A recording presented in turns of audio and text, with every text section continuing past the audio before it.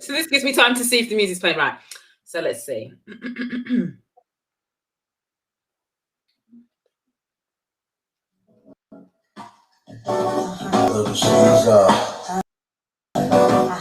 Queen bee. That's me. Yo, I be biting bitties, so all my girls be eyeing cities. Coming backstage, down to get paid. You got me, How's that surprising? Yeah. Spot the good in my punkin' foxy women. I just speedball with cars, that's the valley. I'm getting clothes custom made from a stylist. Cruise in my Lexus land with no malice. Or you walk the street We are live. Get callous. Take you on the natural high, like a pallet. It be all good, toast your clothes like a salad. When it's all over, put your vote in my ballot. It's my diner, I'm Melon, you're Alice. Spend the night in Little 2-6 Palace. It be all good as long as you don't act childish. While you standing there with the crisp in your cup, the worst come to worst, keep this on the hush. I know you see me on the video. I know you heard me on the radio. But you still don't give me no attention. Listening to what you do. Hello, Ray. He's a slut, he's a hoe, he's a freak. Got a different girl every day of the week. It's cool, I'm not trying to put a rush on you. I have to let you know that I got a crush on you. Hey, yo, short, won't you go get a bag of the leak? I'll be undressed in the bra or see-through. Might be counting juice, thinking I'ma cheat you. The only one thing I wanna do is freak you. Keep a stone set, but I'm my own baguettes. And I'll be doing things that you won't regret. Little Kim the Queen Bee, so you best take heed. Shall I proceed? Yes, indeed. I'ma throw shade if I can't get paid. So you want to be good like the army grenade. You can slide on my ice like the escapade. Then get your yaya with the marmalade. Who we, not you, oh yes, who's he? I even dig your man's style, but I love your profile. Whisper in your ear, get you all shook up, but don't blush. Just keep this on the hush. I know you see me on the video. Yeah. I think I'll just do this. We'll just do this for the whole conversation, Diane. Should I just do this? I could do this all night. It's cool, I'm not trying to put a rush on you. I have to let you know that I got a crush on you. While you try to catch sea breeze, I've been TVs, all chrome V3s, decked out TVs, CDs with crazy bass. Keep my right, well, I'm going to play one of your songs, Diane, and then we'll start, because I feel like we just need to wait. We'll wait for a few more people to tune in, and then we'll get going. Sorry, I love the song.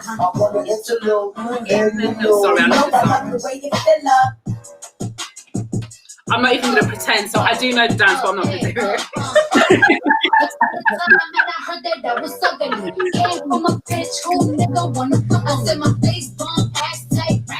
Because by the time I'm going to have to edit all of this music out anyway, because copyright is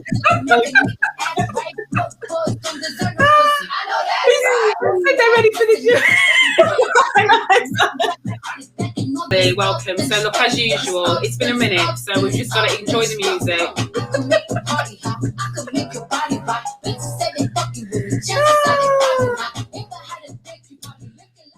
As always, nobody's come to just listen to me play music, as fun as that is. We have time. We have time for that. Diane, welcome. Thank you. Hi. So excited to have this chat. I know. Welcome to the warm seat. Welcome to the, I call it the warm seat. It's not the hot seat. This is the warm seat. Do you know what I mean? This is the warm seat. So I always have to, as you know, I always have to tell the little bit of the story. I've got to like gas. I've got to tell the story of how we even got to be here talking. However, so this is where I admit my own failings. So 2 months ago, this was unbeknownst to me, so I didn't know this, right? So 2 months ago, I shared one of your posts because I was so vexed at what happened to you that I was just like, right, I'm downloading the images that you shared, and we can talk about what you shared in a minute. And I had to post with some expressing all of my opinions, and that was 2 months ago. You know, I tagged you in and all of that good stuff. But then obviously we connected on LinkedIn, but I didn't clock that was you were the person who I shared that stuff all those months ago. So I just happened to see this article of you, and I'm not going into detail, talking about what you're doing now. And I loved your vibe. I loved what you said about like the universe. I love how all of this thing about timing, about doing so I was just like, hey Diane, do you want to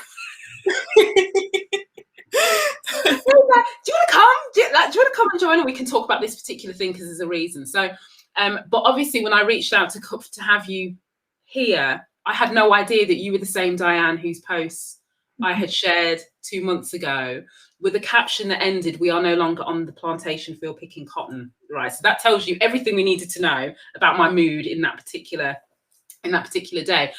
So maybe should we start our story from there? Because actually that then contexts this whole conversation around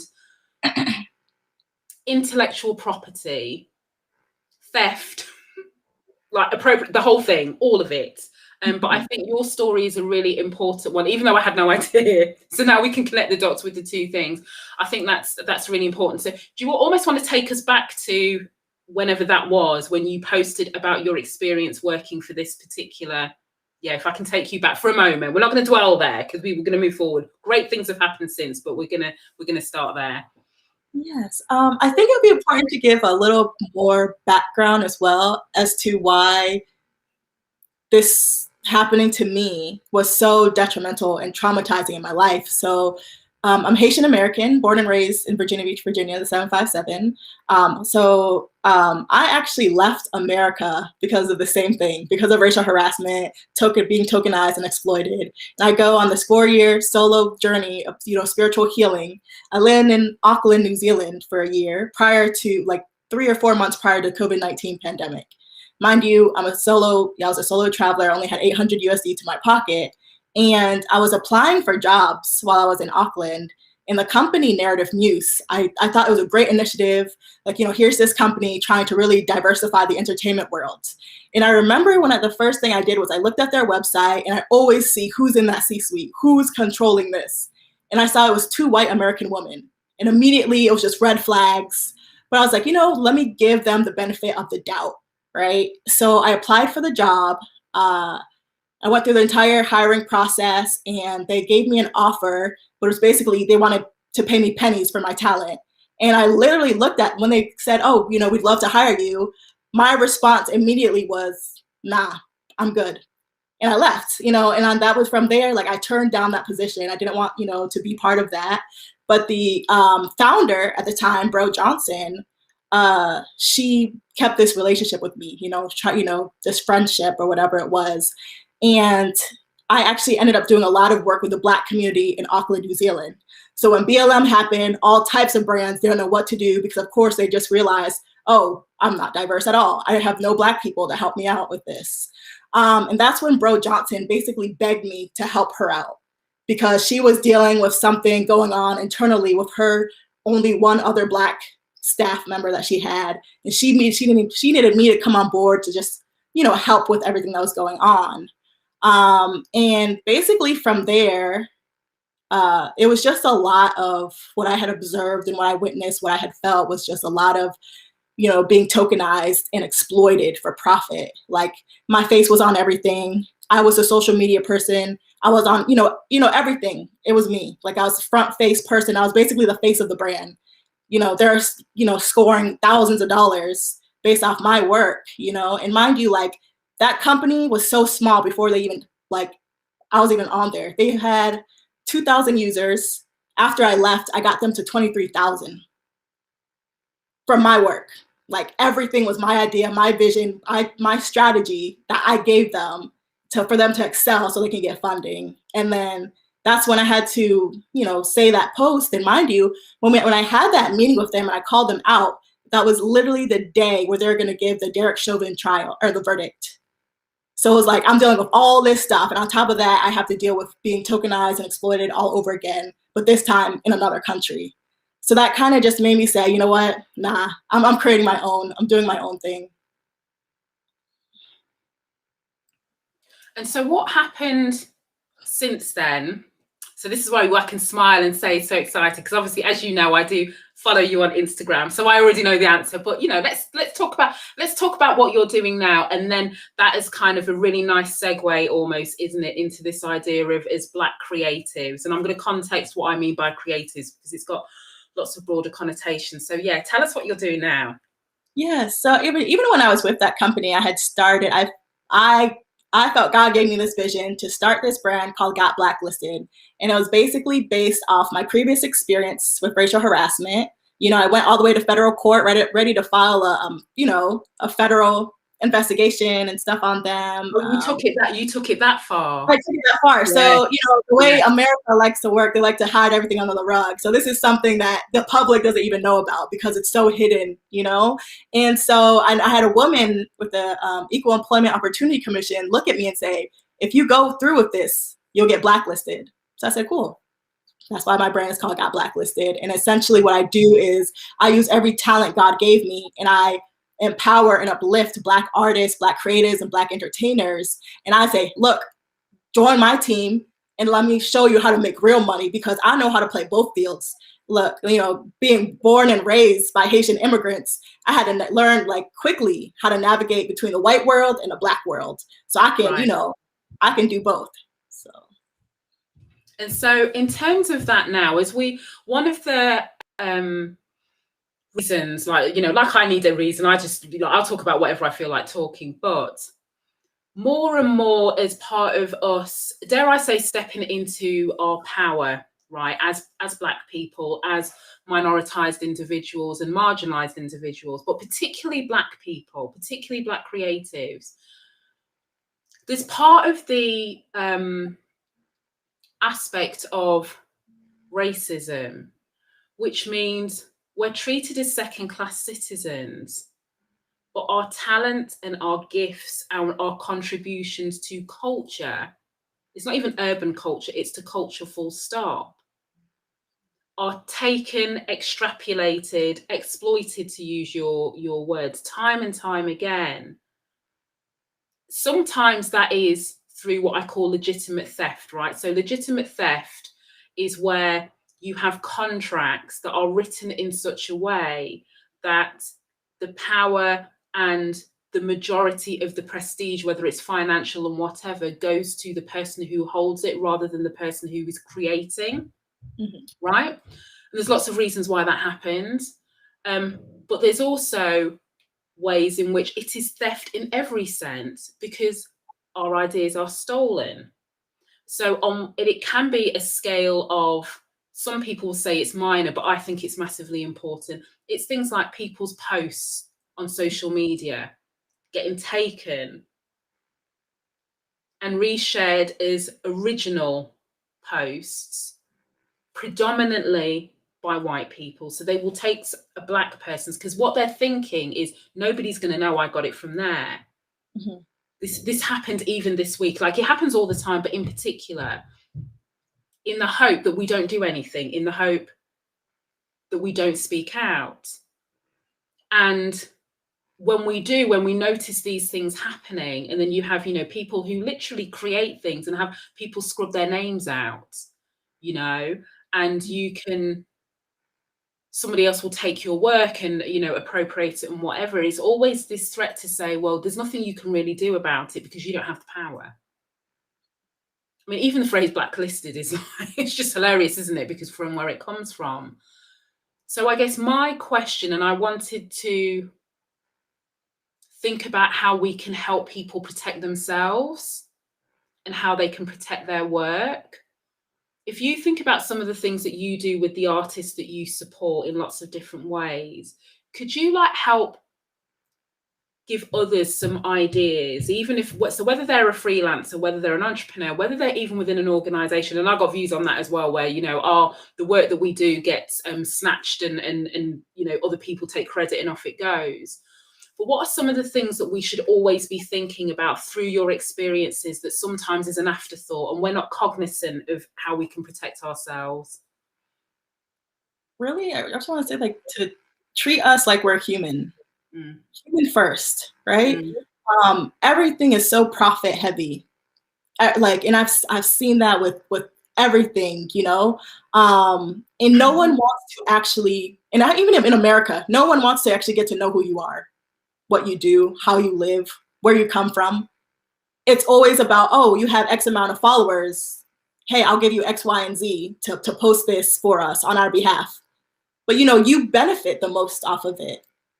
But, and especially like I could say with the company, like the companies that I've been with, it's just like, and I always tell them, look, go into these communities, you know, whether it's the Black community, the Asian community, whatever community, and get to know these people and how they're living, what they're struggling with, you know, before you even try to speak to them, to work alongside you, to collaborate with you, right? So like, and it's just, and I think more so on the Black artist side is when you're talking about the power of no, right? Our no is so powerful. Like these brands need us. They cannot function without us. We are so creative and so talented. We're just a whole vibe. Our energy is everything. And again, with my business, like my whole thing is Black unity. When we come together, when we collectively speak together, we move mountains. Right. And I know and understand this whole thing of like cancel culture, whatever. Maybe we need that. Maybe we need more of that. Like I'm tired of protecting the people that continue to oppress me. You know, and so it's like, no, I'm no longer going to protect you. You know what I'm saying? Because it's like, I'm so kind, but now I have to harden my heart to protect my peace. And I think that's, yes, is what I say. And I do, even to this day, even with all of the knowledge that there is out there in the world about the inequalities, about the inequities, about the just sheer unfairness, if I'm just going to call it that, the sheer unfairness, even when we are obviously exploited, even when things happen that are so wrong, we still have those individuals that say to us, yeah, but you know, if you keep going with this is going to happen. Just like this, you know, this individual said to you, like, do you know what's going to happen to you? Yes. And I do, and I remember, so I know, I don't know if you remember, because like we all do really remember. So you remember when Monique was like going for Netflix, when all of that stuff was happening? And initially at the time, by Black people, I'm not interested about what anybody else said, but by Black people, collectively as a community, we were saying to her, why is she trying to fight Netflix? Why can she not just accept the money and, you know, go and do the show? Because it was all about the comedy show deal that she had. And I can't remember who was the other comedian who got like millions, and they offered, you know, Monique like a little small piece in comparison. And we also just shut up and take it, like collectively. Some people didn't, but you know, like collectively. Don't bite the hand that feeds you. Just be grateful you've been given a job, because, you know, for her case, nothing happened since she did Precious or whatever that film was that she did. And she said no, and people said that she was stupid for saying no. And to your point about the unity, we as a community, the people of influence, didn't bandy around her to say she's right. So how can we collectively, because we know it's not right. Everyone knew it wasn't right, you know, and then she called out Oprah, she called out Tyler Perry. Do you remember all of that? And then everyone said, you should have just kept quiet. And she said, no, I'm not doing it. It's fear. It's fear. And especially when I'm, you know, having traveled the world and being able to see America, I can speak specifically, especially for like America, you know, from the outside looking in, we have traumatized to this land. We are so traumatized. We are walking on this earth unhealed. And so many people are okay with selling their soul for the sake of profit. But when you can stand firm in who you are, when you're so grounded in what you do, like I am so grounded in community that I am unwavered by whatever check you write. Right. Because that's just, that has to be something inside that you have to do for yourself, like that personal development and stuff like that. So, and also I just want to add, like, yes, I truly believe in Black unity, but I believe not every Black person will be for you. You know, there'll be times where, you know, you have to go against certain individuals. At the end of the day, I just feel like you really just have to stay true to you and what you believe in, because whether you believe it or not, someone's seeing what you're doing and they're inspired by that. And so the next time around, if that happens to them, they could stand firm in their no as well because they saw you do it. Right. And I do think you're absolutely right in terms of, like, and I get it's difficult, but what the flip side is, I say, if we do nothing and carry on doing nothing and carry on accepting. So back to almost like if I was myself was to answer the question, how can we protect ourselves? Well, how best we can protect ourselves is to do what you said and to prioritize ourselves and say, okay, how much do I value myself through my work? How much do I value myself through my art, however I choose to express my art, literally through art, through music, through whatever mechanisms, through graphic design, through, you know, whatever my ideas that I'm contributing, I'm bringing to the table. So if somebody steals that or tries to take it without giving you the credit and recognition, the first bit is you have to value that to be able to be strong enough to do something about it if you think that the odds are stacked against you. So that's almost you can't even do anything unless you're in that place. Because what happens is, to your point, if you are wavering, that the second somebody whispers in your ear and says, well, you do know what you're going up against, you do know that you're going to get retaliated against, you do know this is going to happen, this, because they're just speaking to the fear, because there's a reason why they're doing that. But if you're unwavering, that voice will drown out everything that means that you value yourself and your talent. But there's also something about and this is a really difficult one, it's not saying you have to, what's the word, like stamp every single thing in that mindset, like I'm just going to keep it to myself because I'm so worried. Like in entrepreneur land, everyone always has this fear, like when you come up with an idea that somebody else is going to steal it in that sense. So you kind of keep it close, but then you lose the opportunity to give it sunshine. Mm-hmm. But it's just about, I think, being smart with the deals that you make, like what you were saying, we're thinking about what is the value that I have and not letting anybody try and degrade that value, because all that is about them increasing their profit margins, not because they can't afford you. They want to get you for the littlest price ever. Exactly. But I think when you speak on that, I just like would say, like, no one has my light or my energy or my story, and I'm just so, like, I stand, like, again, so firm and confident in that. And yeah, so I mean, that whole the fear mindset of, I'm afraid that if I put X, Y, and Z out there, it's gonna get stolen. My whole motto is like, what God has for me, there's no man can take that away from me. So I'm out here, all my visions, all my dreams, I'm crossing off, executing everything. And there's not a single person, at least in the 757, that can execute as well as me. And I say that with the most confidence. Oh, listen, you sound like me, because this is what I say. I say, listen. I say, listen, I'm not playing. So people go, oh yeah, but like, who's the competition? I said, there's no competition. Not like that. Exactly. Because the reality is, if I don't believe it, how can I ever convince you? Mm-hmm. Yes. Right? And I just have to say something. I love it. Right. So the beautiful thing, like, people think that, oh no, I didn't know. Of course I knew the football. So we got football match, England. There's an England football match, bang on right now. So some people are like, oh no, like, I want to listen, go and watch the football match because you can catch it. Clearly, I'm not that. My partner's watching football. I'm not watching football. I'm more than happy talking to you, Diane. I don't need the football. So go if you must. Go and watch the football. You can catch up on replay. That's perfectly fine.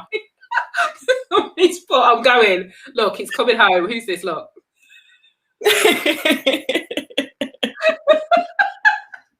I have no idea who it is, but yeah, go and enjoy the football. I won't hold it against you. Don't you worry. Don't you worry. So yeah, so in terms of how do you work then with the artists that you like? I see your fabulousness, so I'm hoping people just go, when we finished, go and stalk her on Instagram, and you can see the pure joy of some of the stuff that you're doing. Pure, high def, color. I love it. Energy. I love it. It just pops out. Thank but you. What are some of the things that you're advising these artists when they come to you? Like, what are almost like, listen, this is Diane's school of how we're going to do things, and this is what you need to know as your foundations. Like, what are you imparting onto them? So my biggest thing, I manage one artist right now. His name's Chris Green. And my biggest thing for so many artists is show up on time. Number one, because we need to, as Black people, we need to unlearn the showing up late stuff. It's not gonna cut it. We have to show up. We have to come correct. Like, they always say we have to work twice as hard. Like, might as well work 5 times as hard, because for my brand, I'm really trying to, with my background in marketing, showcase a new wave of Black artists and entrepreneurs. Like, a lot of my events going forward are either semi-formal or formal. You're not walking in with no jeans, pants aren't hanging low. No, you know what I'm saying? Like, women are coming in full-length gowns. I know, I've seen it. That's the look that I'm trying to go for, because if you are an artist and you say you want to make thousands, right, or however much you want to make, and you show up late, your jeans are hanging low, who's going to take you serious? Who's going to buy $1,000 worth of art? But if you come in with a full suit on, and you are your personal brand, people gravitate towards that, because they want to know, whoa, who are you? Who is this person looking like that walking in this room? Who cares if you're walking into a cafe? But that's a conversation starter, right? It's all marketing. Everything is marketing. Marketing is so powerful. I think more people need to understand that. And it's just if you step into an event, how are you looking? How are you showing up? How are you carrying? I think it's, some of this is about how are you carrying yourself? And I love how that's why I laughed, because you use the word that I use all the time. Like, people got to come correct. Yeah. Right. And I say, and I'm sure you have this, have this all the time. So yes, I run my own company, I do this, but I do a lot of this. This is like my playground. I love all of this. I'm very informal as an individual. I'm very informal, but people mistake my casualness and my informality, thinking that my shit is not on point. Right. So what I say to people is, you cannot do all of this. And I say this to whether they're aspiring entrepreneurs, whether they're people, Black professionals within organizations who are aspiring, to build their personal brands or whatever else it is. And I said, this is not easy. See, all of these things that I do, and I've got 2 kids, and I've got all of this stuff. So you got to come correct, right? So one of the things that you can do as a Black creative, as a Black person who's trying to progress in your organization, trying to get your work out there, trying to do, is, what is your body of work looking like? What does it look like? What can you, to your point about marketing, what can you send people to? That's how you come correct as well. What can you send them to make it easy for them to see your value and your talent? Because it can't just be on an idea. No. Right? Yep. And yes, I completely agree. And you have to be consistent. You have to be consistent. Why are you stealing all my words, Diane? Look. Why are you stealing? Because I was... That's what I was going to say. Right. You got to be consistent. You can't be fly by night. But that goes back to this point about what you said, unwavering, intrinsic motivation, not extrinsic motivation. And also, to do any of this, sometimes you're doing stuff, ain't nobody paying no attention to you, but you still got to do it anyway. Yes. But you know what? My mentality is so different from that. I don't care about my followers. Yeah, right. That's what I'm saying. Because I don't care about the whole influencer thing, because I have impact. I have the capacity to change the hearts and minds of people, of my community. You know what I mean? As a leader, as a community leader in the 757. And yeah, I just think I completely agree with everything that you're saying. So that's that you have to come correct. And I think also you have to make it difficult for people to take the piss. Not to use that. That's such an English saying, but we've got to make it difficult. And part of that is being very cognizant about what you offer for free. Yes. Right. So I do all of this. This is our, imagine this is our community playground, so to speak. Do it because I love it. Do it because I can. Do it because I enjoy it. And I feel like I've got something of value to some people. Won't be to all people, but to some people I've got something of value of. Excuse me. But in other circumstances, you got to pay for my shit. whether it's me, whether it's my company. Yes. And the value that I put on that means even if you feel like this, there's two angles of this. Partly is not everybody will see your value, right? But also we are in a time now where people still feel like, as Black people, we should be grateful for the crumbs, the dollars, the pound coins that we are given. So even if our talent is this and what we produce is this, they still expect us to pay for that and think that we'll be grateful. So you've got to have that, what I call take it or leave it energy that says, well, here's my stuff, here's my prices, this is what I offer, this is what I bring. This is also what I need in return. Yes. And if it doesn't work for you, you've got to be ready to walk away.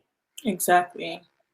And I had to learn that because I was scared of walking away, because I was thinking, if I walk away, I'm going to miss the opportunity because it's not going to come again. But what you don't realize is by walking away, you're freeing the space. Yes.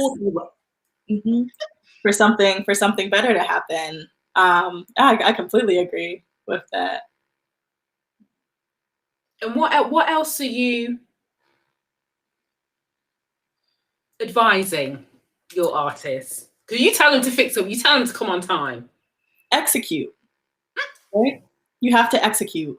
You either going to be the person that's going to write down dreams for the rest of their lives, or you're going to start crossing stuff off your list and say, I did this, I did this, I did this.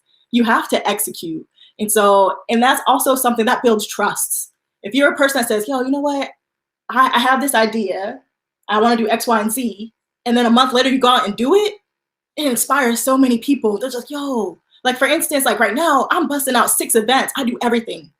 Literally everything. As an art and entertainment director, I'm not waiting on anyone. I'm not asking for permission to do anything. I'm just doing it. And my events sell out. Because here, again, a lot of people haven't seen some of the events I'm bringing, because the events that I curate is inspiration from my travels of seeing stuff on in other countries. And so I'm bringing it back to this community that doesn't really travel as much. So yeah, to really just execute. And so now, like, you have people like, oh, I want to collab with you, but it's like, how would it be mutually beneficial for me? If I'm Diane, listen, Diane. And so honestly, can you see why I was like, because I feel like you sound like me. Because some people comment, this is why I said don't mistake the ease of what we do, because people will see, if they look at some of your stuff on Instagram and they just snapshots, right, of the summer stuff, they think, oh my God, that looks so fun. They don't know the hard graft that goes behind it. No, they don't. Do you know what I mean? Like, here are all 15 positions I did just to execute this one event. Right. Like, I'm spending 19 hours a day just to execute one event for you to spend 4 hours and enjoy yourself. So, and then one of my close friends also said, look, and I think too, this is so important for Black creatives, because as Black people, we're so multidimensional. We can do 8 different things. You better pay me for those 8 different things. You're not gonna pay me hourly, and I've had people really try me and say, oh, I'm gonna give you $200 for X, Y, and Z. And I'm just like, wait, so I was head of marketing, I curated the event, I styled, I hosted, I did X, Y, and Z, and you're gonna pay me $200, give me the crumbs of crumbs. And I'm just like, nah, like, yeah. So right now, like, I'm strictly like, I don't collab with you. No, I do my own events. I do my own stuff. That's it. And I think you're absolutely right in terms of, this is like an extension of my, you've got to come correct. And the got to come correct is, you have to be able to bring something to the table. And I think too often, we're so in the space of like thinking about, this is what I need to get ahead. I need this, I need this, I need this. So we're reaching out to all these people, go, can you, can you, can you? Yes. But you have to offer them value as well. You have to be able to, there's got to be some mutual exchange. It doesn't always have to be money. Do you know what I mean? It's not everything I do, but I was like, listen, because. But also I go back to, if you have a body of work, it makes it easier for people to say yes. If you come correct in how you have a brand and you have a profile, and you can artificially create that even without any external help, you make it easy for people to say yes. If you approach people correctly, you make it easier for people to say yes, not with this assumption that they must drop everything just because you want X, Y, and Z. They must go, oh yeah, of course, absolutely. you've got to be able to bring something to the table, which sometimes mean you might have to work a little bit harder for a bit more time. It's not about perfection. It's about knowing that, well, there's some value exchange going on here, with exchange being the key word, not just taking. Yes, exactly. And that's why, like, for me, like, if I even want to get in a, like, 'cause I, you know, again, I don't care about anyone's followers. If I really admire someone, typically your post must have had like 3 people that paid attention to this fabulous interview that you did. It doesn't matter to me. Like, I'm not looking at you going, you've got. I tell people how many I have because I'm trying to offer them some value. I got to rely on my.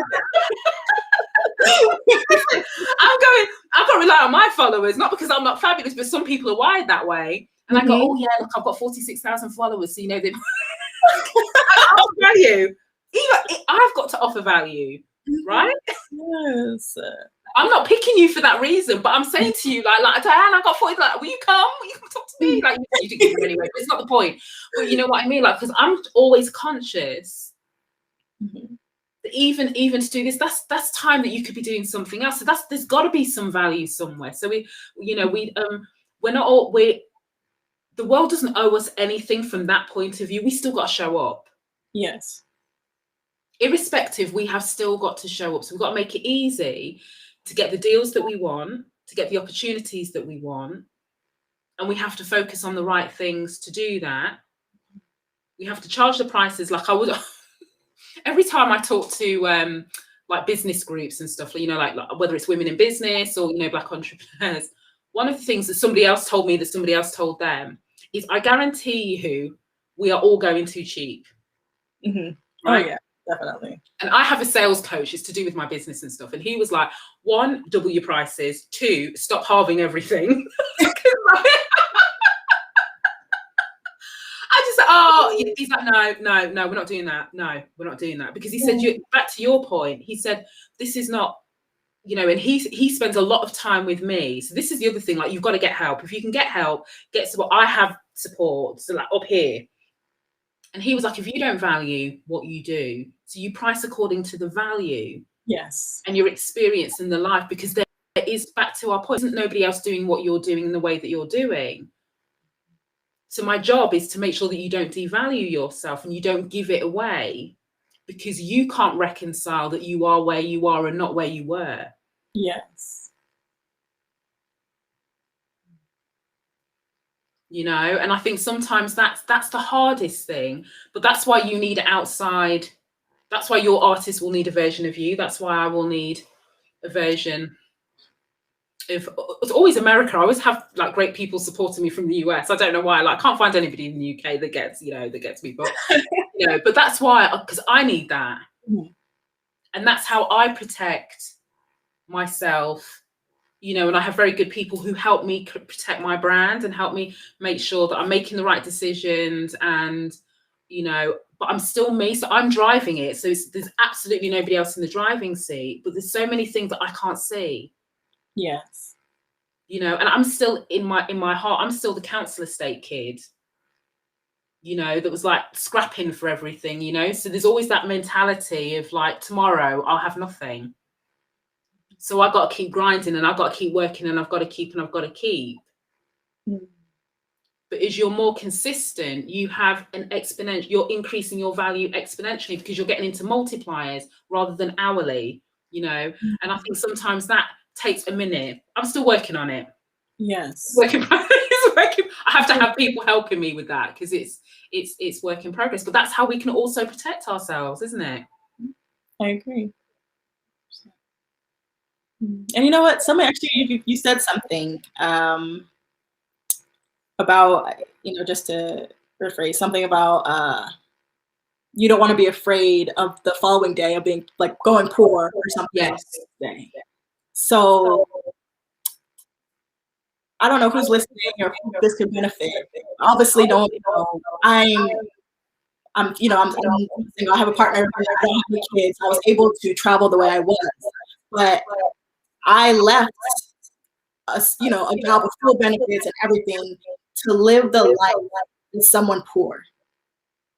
And I felt God did so much to me in that moment because, yes, you know, you can look at my bank account and I'm so poor, but what I've experienced it's been so insane to the point where I was so rich in myself and who I was that even when my bank account said $50 and I had a company offer me $10,000, I could still say no, because I'm going to honor the commitment I made to myself. And I'm going to go on this journey and do what I need to do to heal myself so I can be as effective as I possibly can. So my mindset of, is a bit so different, because it's just like, okay, I've experienced the life as someone who had nothing, but I had literally the universe truly provided for me, where I didn't have groceries, someone gave me food to eat. When I didn't have a place to stay, someone let me stay in their home. I was always taken care of, to a point where like, now it's just like, okay, I know how to pivot, right? So when you're so poor, you start being so resourceful.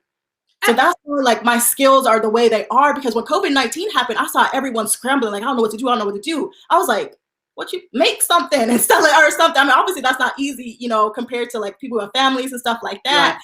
But it was just something. Yeah, it was just like I pivoted so fast. I had one business, I put 5K in, and it was actually an inclusive marketing agency when I was in New Zealand. COVID-19 destroyed that, right? So I was just like, okay, well, I can write. Let me start writing. Made money from writing and stuff like that. And it was just like my pivot game was so strong, because I had lived a life where I constantly had to survive and hustle. So like everything I do is ingrained from having put myself in those positions. And I do think like you're absolutely right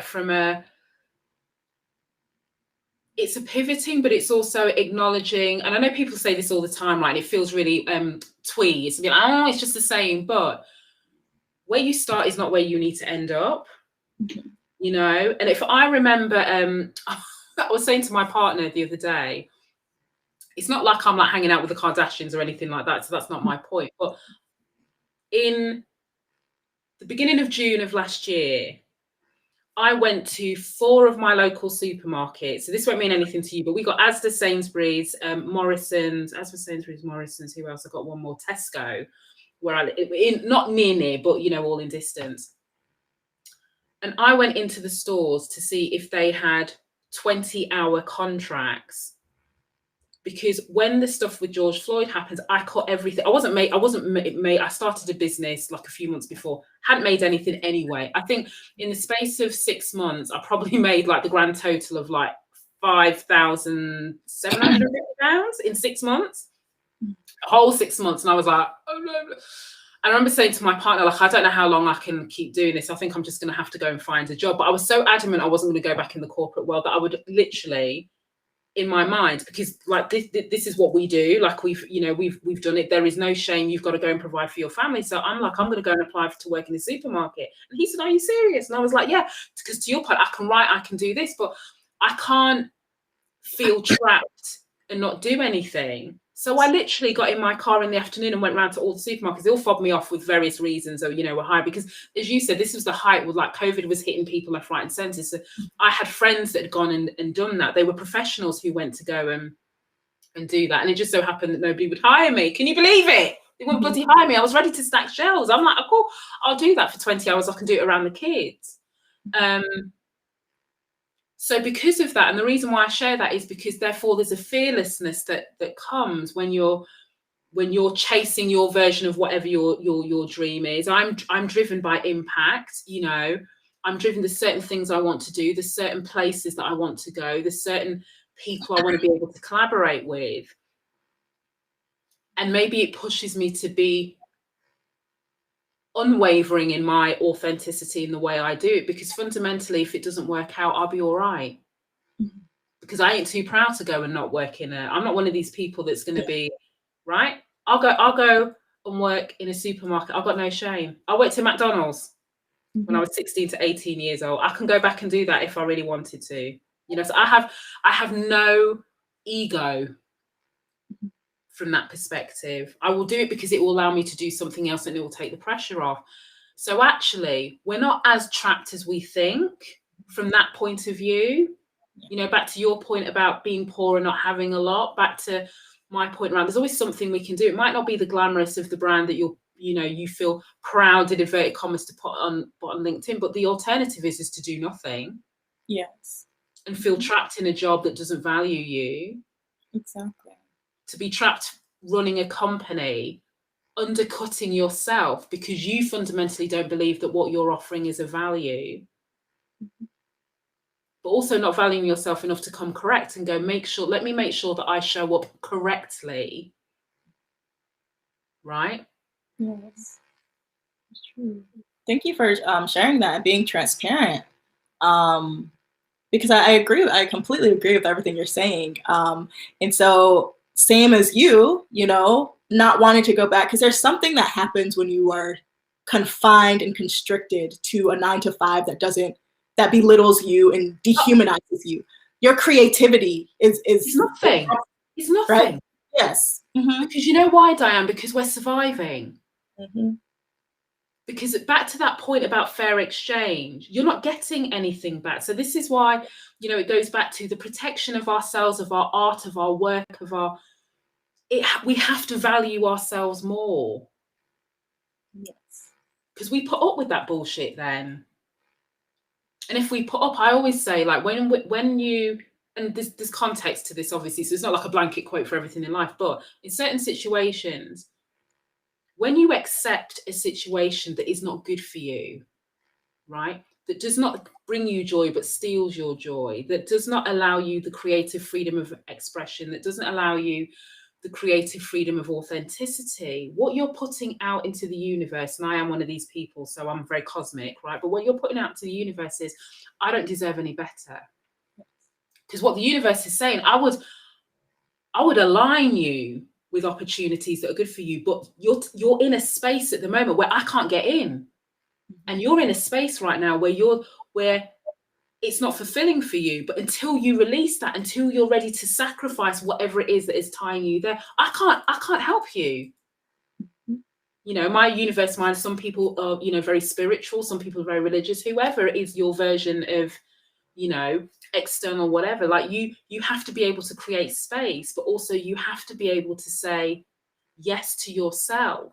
Yes, I agree. And like what I tell my artists is, you have to bet, like you said, yes to yourself, and you have to bet on yourself. Are you going to take the risk, or are you going to keep complaining about that 9-to-5?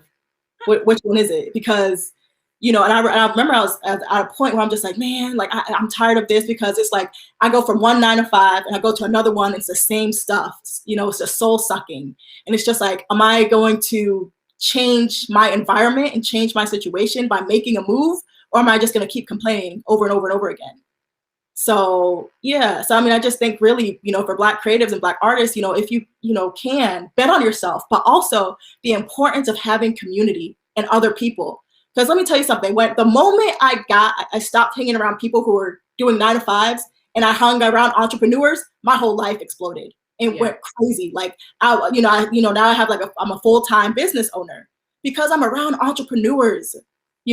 Like they're not, meeting at bars talking about, oh, I hate my 9-to-5 or whatever, not that negative talk. I'm around like inspirational people who are making things, who are teaching me the game and stuff. So yeah, really be cautious about who, energy is everything. Be cautious and selective about who you even speak to.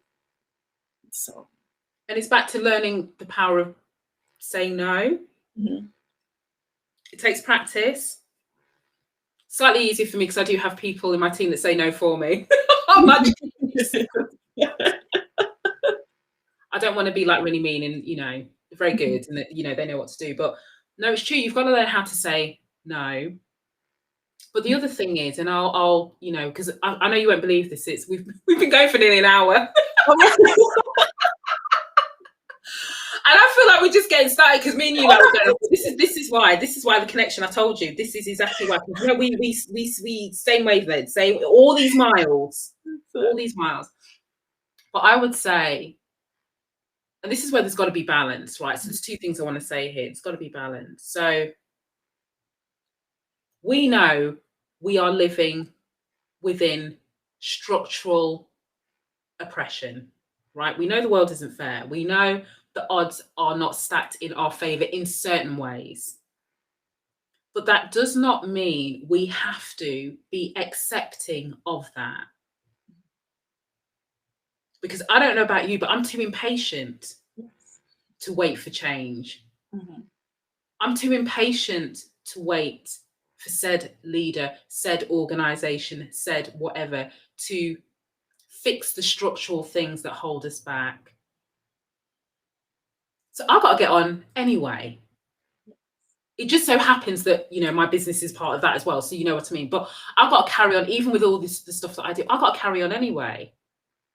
I'm not sitting waiting for anybody to come and rescue me. No. Right? Exactly. Because, Life.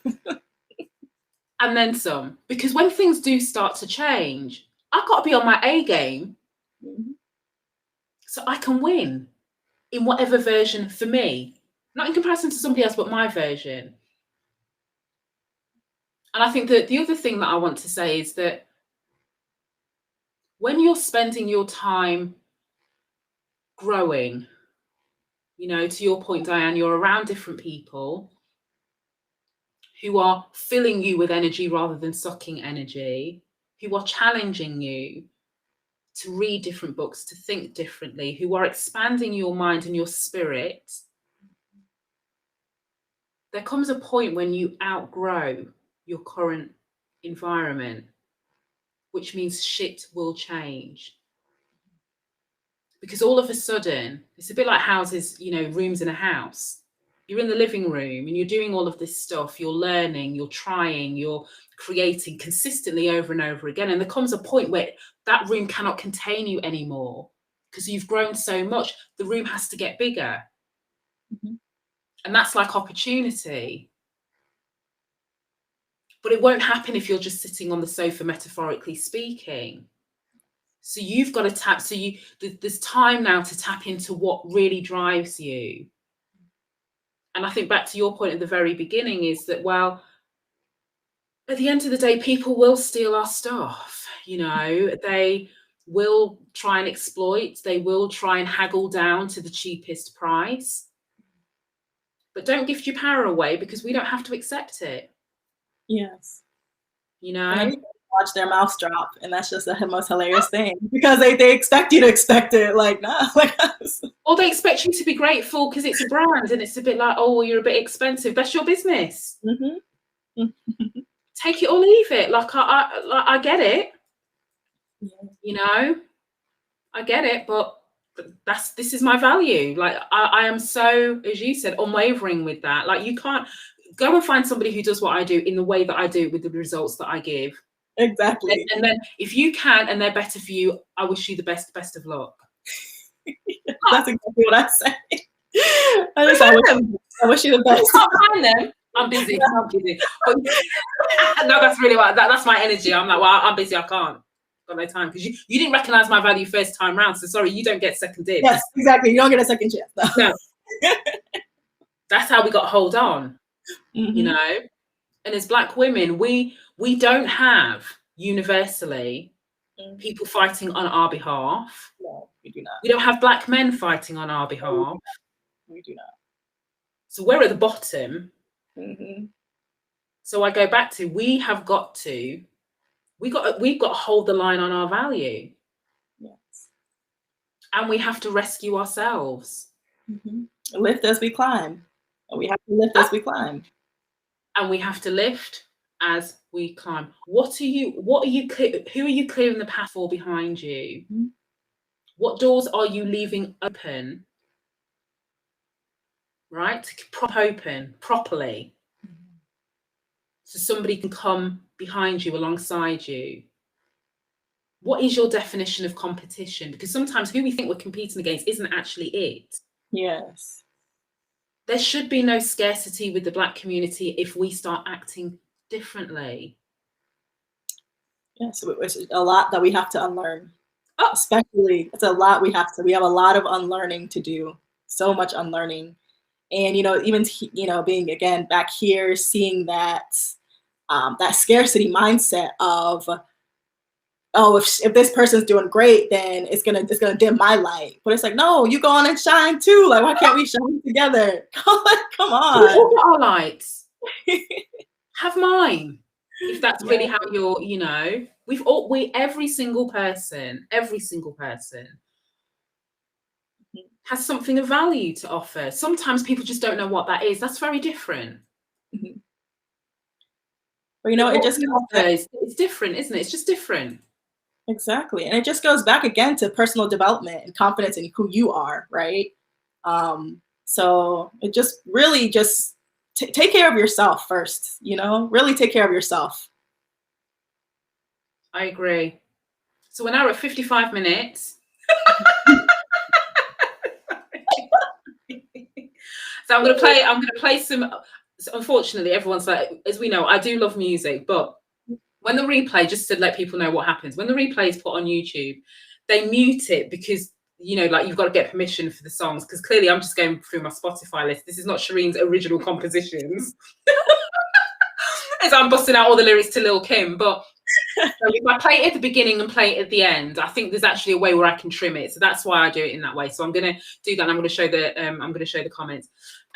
But so there's two things I want to say. Diane, thank you so much. Yeah. Thank you so much for having me. Like we're definitely on. We're so aligned. It kills me. Like, but I knew that. And I think the moral of the story, because I always have to give the moral of the story. So the moral of the story, in terms of our connection, is back to what you said. Don't watch like the followers. Don't watch how many people are interacting. Whatever you put. If you are sharing your talent, your perspectives, your gift with the world, right?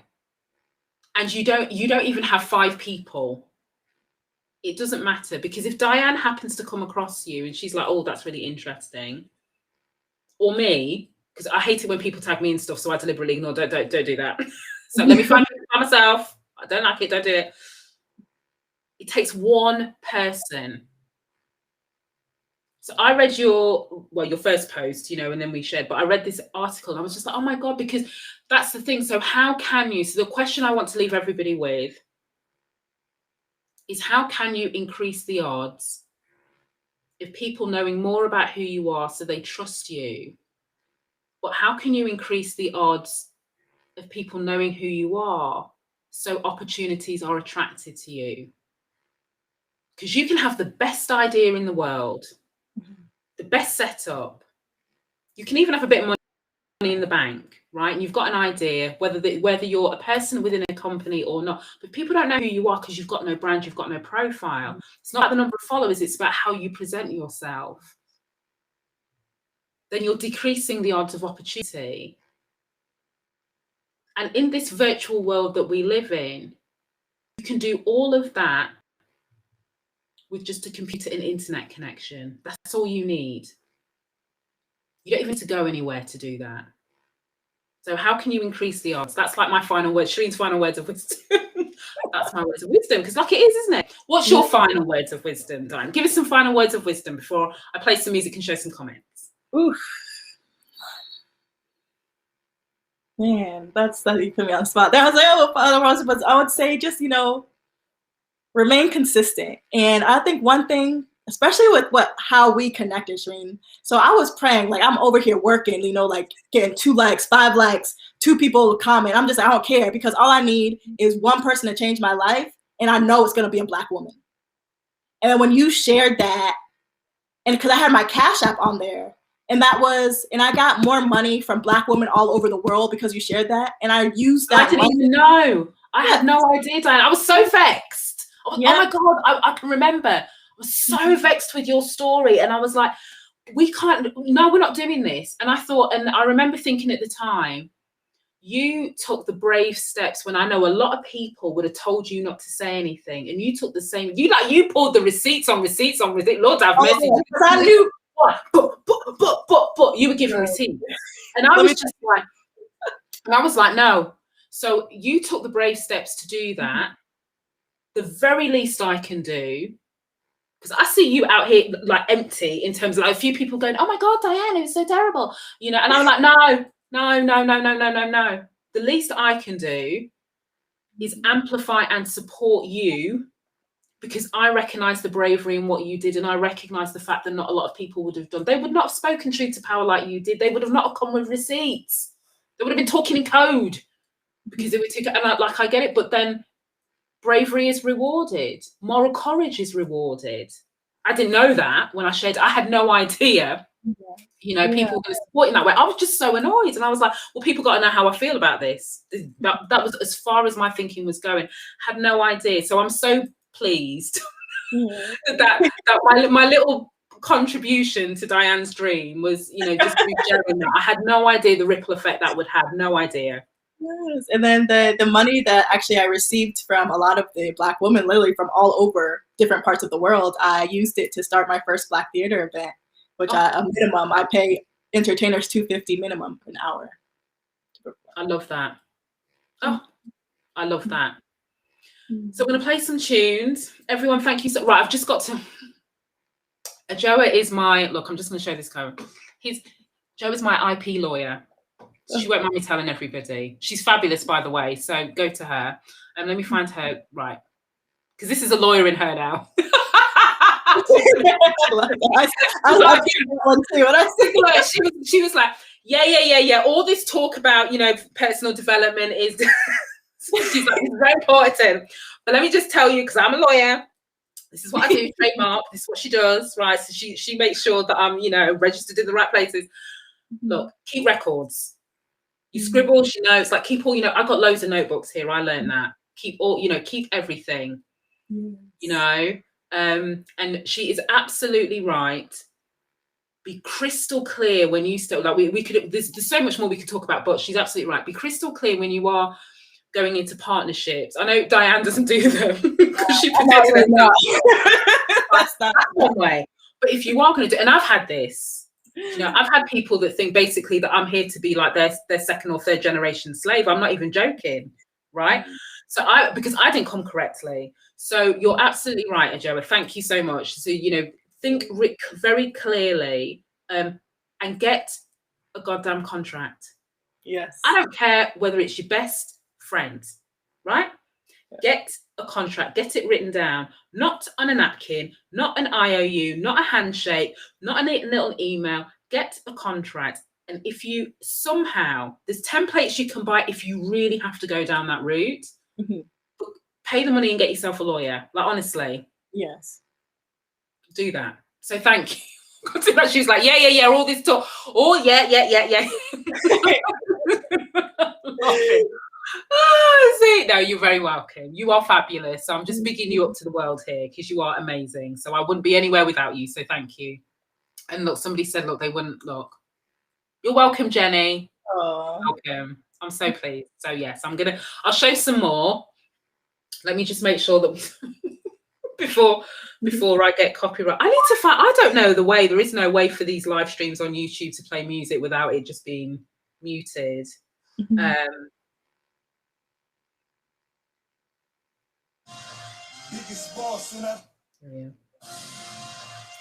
Let's play a bit of Rick Ross. I'm hoping to God he's not like, he's keeping the language at least. Murder on my mind, it's time to pray to God. My revolver's not religious, the revolution's born.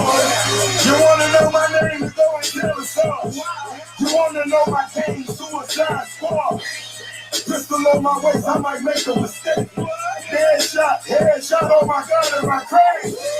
Drugs every corner, this is Gotham City. Killer clock, came to kidnap you, look at that, your kidney. Ain't no mercy, got that purple Lamborghini lurking. Rose, so she know that pussy working. Flooded Rolex at the Grammy Awards. They still selling me on that Lamborghini, yes. Killers everywhere, it ain't no place to run. Forgive me for my wrongs, I have just begun. Ain't no mercy, ain't no mercy. Got that purple Lamborghini lurking. Ain't no Mary, mercy, can you just type a bit more no mercy. context? Just type a bit more context for this question, Mary, if you're still here, and we'll try and get to it before we go, because I've still got one tune to play for Diane. So we'll carry on with a bit of Rick Ross, and then could we give you some time? It's the time for games and it's the time to kill. Make up your mind, baby, cause the time is here. Capital murder, capital letters. Yeah, she catching my vibe, but she can't vibe in my chair. Need a couple gang members for these new endeavors. From this point on, anything we do together. Bobby on the corner, million in the trunk. 7 figures high, I spend that every other month. Elishma, is that Diane or I don't even know. I don't know which one. Which university? No, I don't know. So you got to tell us. Wait. Everybody's running, homie, is only one job. Cocaine, watching Bobby, I'm in the fast lane. Every day was life and death, that's when the cash came. Count money, drug, residue, even blood on it. Oh, thank you, Celia. My surname namesake. Oh, need a little arm, so I'm do or die for it. Ain't no mercy, ain't no mercy. Got that purple Lamborghini lurking. Ain't no mercy, Lambo, yeah. Ain't no mercy. Thank you, Dwayne. Right, I'm going to play your song now, Diane. This is for you before we close out. So I can see the rest of Mary's message here. And she's basically said, now that the world is opening up and I don't have a manager, I have a small team I'm grateful for, but I'm a babe in this and want to make good decisions before quitting. What would your advice to Mary be? So this is, Mary had the original question about taking her brand to the next level. What would you say? I would say, like, from a marketing perspective, so I had one investor, actually I had pitched to, who told me, when I told him my ideas of, like, you know, curating safe spaces or doing events, he was just like, look, that's BS, that won't work. The world's going digital, but that is not true. From seeing what's going on, especially within my community, events will elevate your brand exponentially. Like, if you can, I don't know exactly what, you know, your business entails, but build community, start community somehow in a physical space, whether it's 5 of you showing up or you do some meet and greet event. I'm not really sure what exactly you do, but bring people together. And that word of mouth is so crazy. Sometimes that word of mouth can be even more powerful than digital because you get engagement, right? You don't want, like I said, digital is just like, okay, you can have 5 million followers, you know, so be it. But just, you know, just keep working on your craft, keep practicing your art, and yeah, build that community. And yeah. So Mary, I would say, and again, echo what Diane said. I don't know what you're an indie artist, but I don't know how your creative expression manifests itself. Okay, sing a classic song. Wow. Oh, okay, sing a classic song. All right then. Have you got any links to your work? Any links to your songs? Any links to your performance that you've done, Jizzesphere? Can you drop them in the chat, Mary, while I'm chatting? Drop it in the chat. Let's do that. Yeah, let's do it. Because listen, this is your moment to shine. So listen, before we go, because I'm not watching the football. I have not heard any screaming or shouting, so I'm guessing England ain't scored a goal, right? So there's nothing going on. I love that. That's nice. Marycrossmusic.com. Oh, look at that. Okay, right. Let me see if I can. Right, everybody. So first thing, Mary Cross Music. To inspire you. Right. Hold on. Let's have a look. I'm just going to leave it up so it's proper got time. This has got time to marinate. Yes. I should have really showed this before I played the music, because I have a sneaking suspicion I might have to try and cut this bit out. Right. So Mary Cross Music. Okay, I see.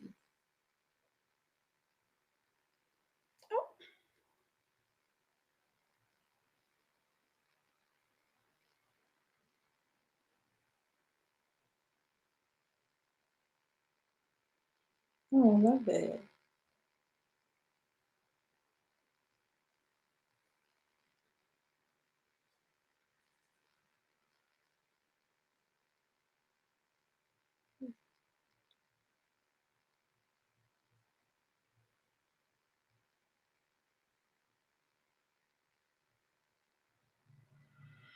That's awesome. I see you, Mary. Oh, play music. Mary, I'm gonna play Promise. This is from Mary Cross at marycrossmusic.com. I don't wanna walk this road alone. Oh my God, I love this already. And I always wanna be called your own. Say you'll stay with me a little while. Promise that you'll love me, always thinking of me. Silver linings, dreams, roses and wine. We can live way up high on cloud nine. I will never ever let you down. I promise that I love you, always thinking of you. Father, help us to be whatever it is we need. Plant the seed for this journey of life. And with our promise, love will stay. The tears, heartache, and pain, and the storms, dark clouds become sun rays. Just wait. So let's travel this road hand in hand. We will be forever best of friends. Together we will ride the tides of life. Promise to be promise to be promise that you love me, always thinking of me.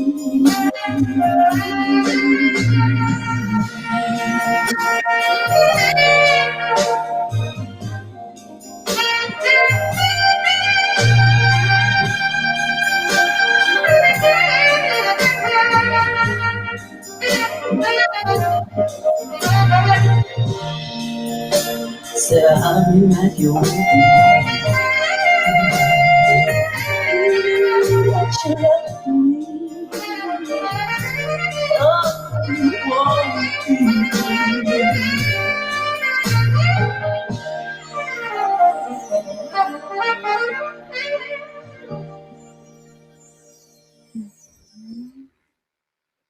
Mary Cross. That's beautiful. Don't you dare give up. Oh my God, how much did I love that? How much did I love that? That was beautiful.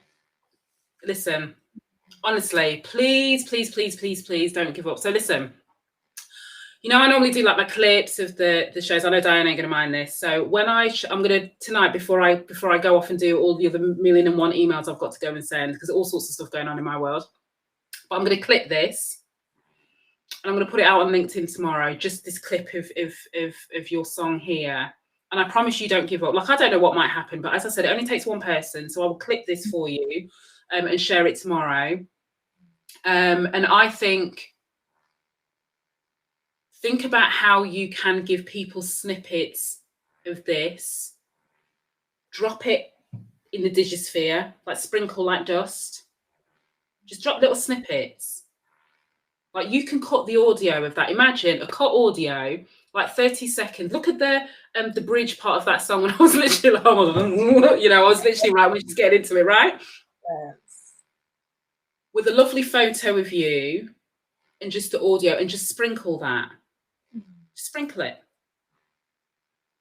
And then, as Diane said, keep thinking of the events. People do want that. Like, imagine, like, I know you're not in England, so you know you're not in London. Like, I get that. But like, I would love, oh my God, imagine like there was a show and I would be there. Like people want that. Like as much as we're dropping it like it's hot to Rick Ross, like yeah, clearly, like we love that. Listen, we have eclectic tastes. Mm-hmm.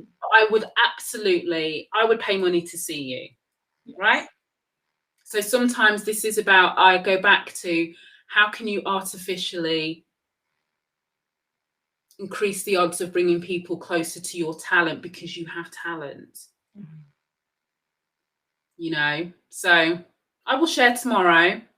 Like I'm guessing you're in the States, so I'll share in the afternoon. Do you know what I mean? So I'll share in the afternoon, but I'll share the clip. I'll clip this and I'll share. And then who knows who might hear you, who might be able to support in some way, shape, or form. That's what we got to do as Black women. We've got to support. So yeah.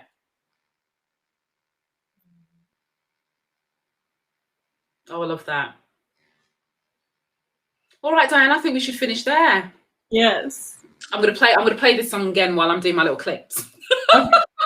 So I'm gonna play this song. Thank you everyone so much for staying with us right till the very end. And look what you almost would have missed if you almost would have missed Mary's song. So I'm so glad that we I bet Mary's thinking I was not expecting that. I was like, right, what's this? I'll just press play. Like, Mary, I'm not being funny, but you could have been all sorts of not very good. But you know what? I knew you weren't. I literally just pressed play. I didn't even need to do nothing because I knew. So there you go.